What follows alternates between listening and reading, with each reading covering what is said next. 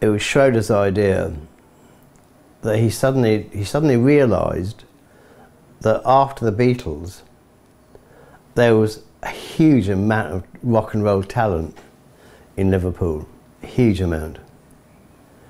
And he found a number of bands. You have to look at the album, but the one I remember the best was Rory Storm and the Hurricanes. He convinced me about how important this album was, that I convinced Maurice Levy I should build a proper mobile mixer because we didn't have one.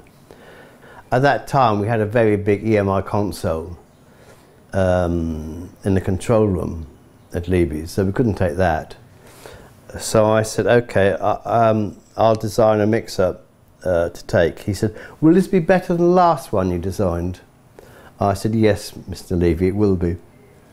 So I designed it, and George Balla, my assistant, who then became chief engineer for CBS at Theobald Road, built it. And he built it like a Swiss clock. It was so neat and compact, it was incredible. So I built this desk, and John and I went up, and we rented the Rialto Ballroom just outside Liverpool, which is now sadly burnt down. We were going to record, I think, 2 bands a day, maybe 3. So as I'm good at planning, I realised that we get there, I don't know, 10 o'clock in the morning, the band come in, they set themselves up.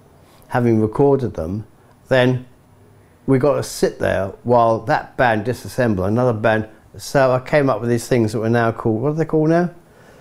I don't know, like stages on wheels. So somewhere else, the second band could go and set themselves up, we just wheel them in. The thing about the Rialto was it was all done live, even the vocals. Except the one concession we did have was we could put the vocals on one track of stereo and everyone else on the other. So there was an element of control over the mixing. And the Rialto had incredible acoustics. So the depth was already built in. When we got back and remixed them, we never added any more echo or reverb. It wasn't necessary, it was all there. And if you listen to it now, particularly on vinyl, you've got this incredible depth, and the vocalist is there and the instruments spread themselves out, and you can hear stuff. Even though it was recorded in mono, you can hear the atmosphere of the Rialto in the background. What everyone else did was you stuck a dynamic microphone, I think an AKG D19, in front or just slightly off centre of the speaker. There was so much noise going on, you couldn't always hear the rhythm guitar. So I came up with this idea. I'd already bought some transformers, ex-army transformers in Lyle Street, and I used to carry them everywhere I went. And I'm told I was the first person to do this.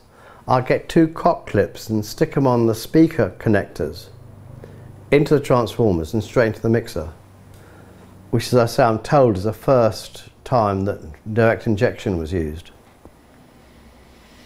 Back in the early 60s, you know, 50, 75 watt amps could fill a whole hall because the speakers were so efficient. Now we build speakers which, back in the 50s, 3 watts would produce a loud sound. Now you need a kilowatt to get the same level of sound out of them.